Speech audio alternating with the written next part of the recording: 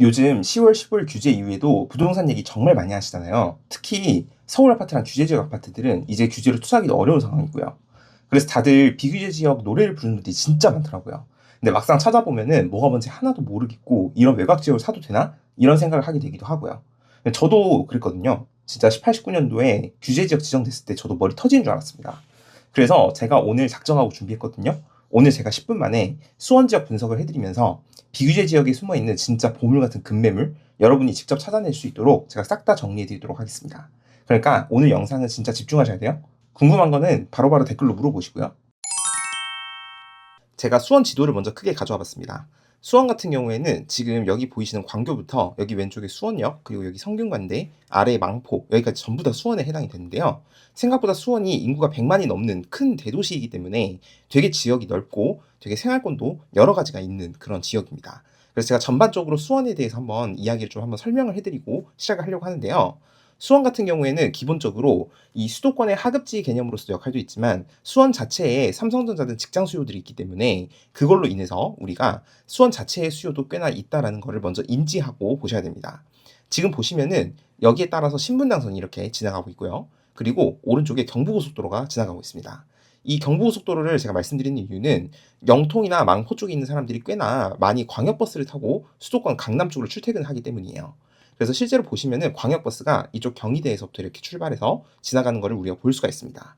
이 외에도 여기 왼쪽에서도 1호선이 이렇게 쭉 지나가고 있는 것도 저희가 볼 수가 있어요. 실제로 1호선 타고 출퇴근하는 사람들도 일부 있는 상태다라고 보실 수가 있습니다. 그리고 이 안쪽에 수원의 가장 메인 직장인 삼성전자 본사가 위치해 있습니다.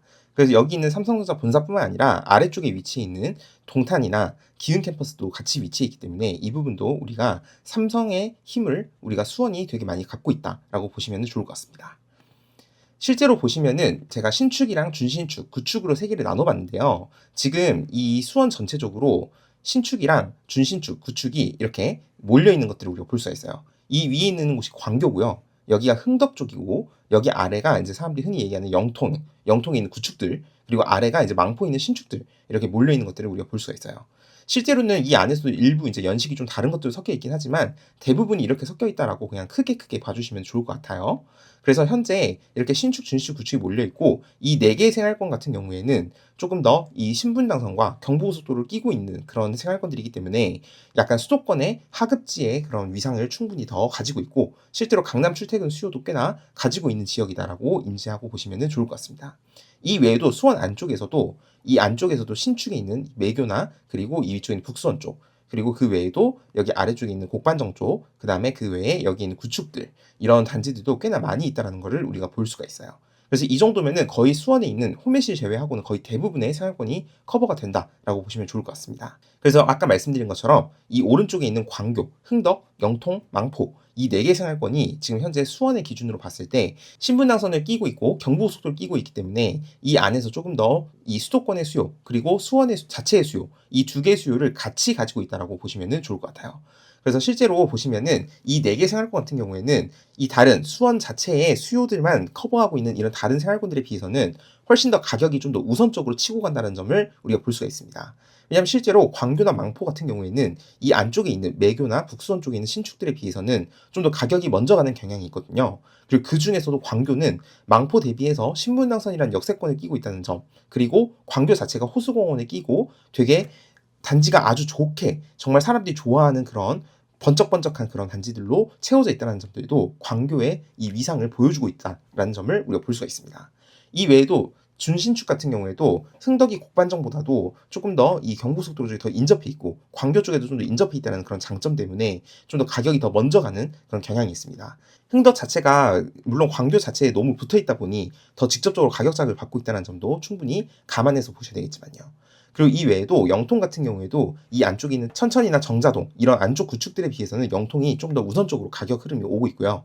영통이나 흥덕이나 망포 광교 같은 경우에는 수원 자체 수요뿐만 아니라 이 수도권 수요도 같이 복합적으로 가져갈 수 있다는 점이 이 안에서의 좀 특징이다라는 것을 인지하고 보시면 좋을 것 같아요.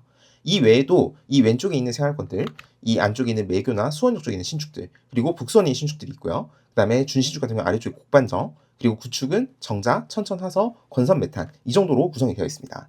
제가 이거를 크게 묶어서 얘기 드리긴 했지만 이 권선 메탄 쪽에서도 연식이 좀 더 좋은 것들이 하나씩 섞여 있기도 하고요. 그리고 메탄 쪽에서도 제가 구축을 퉁쳐서 이야기를 했지만 이 아래쪽에 있는 구축들이랑 위쪽에 있는 이런 메탄에 있는 위브 하늘체 이런 구축 단지 같은 경우에는 사람들이 되게 좋아하는 단지들이기 때문에 이런 단지 바이 단지는 조금 더 여러분들 실제로 이 생활권들을 돌아보실 때 그걸 임장하면서 단지 바이 단지로 더 살펴보시면 좋겠다라고 말씀을 드리고 싶어요. 이 안에서도 제가 매교 수원역으로 묶어놓긴 했지만 매교 같은 경우에 최근에 입주를 하면서 아무래도 수원역 쪽에 있는 신축들에 비해서는 더 단지가 대단지로 3000세대 이상급의 대단지로 들어와 있다 보니까 이 안에서 조금 더 사람들이 선호하는 부분도 위치에 있다는 거를 우리가 같이 보시면 좋을 것 같아요. 그리고 이 안에서도 제가 정자랑 천천화서도 그냥 같이 이렇게 엮어놨지만 정자 같은 경우에도 천천화서에 비해서는 조금 더 학군적으로 약간 더 구축 택지들 위주로 사람들이 좋아하는 그런 학군들이 일부 위치해 있다는 점은 이들에 비해서는 좀 더 장점이 있다는 점도 같이 보시면 좋을 것 같아요. 특히 화서 같은 경우에는 여기 쪽에 신분당선이 연장되는 호재도 있기 때문에 이런 호재적인 플러스 알파들도 같이 염두에 두셔야 한다는 점 이렇게 같이 보시면 좋을 것 같아요.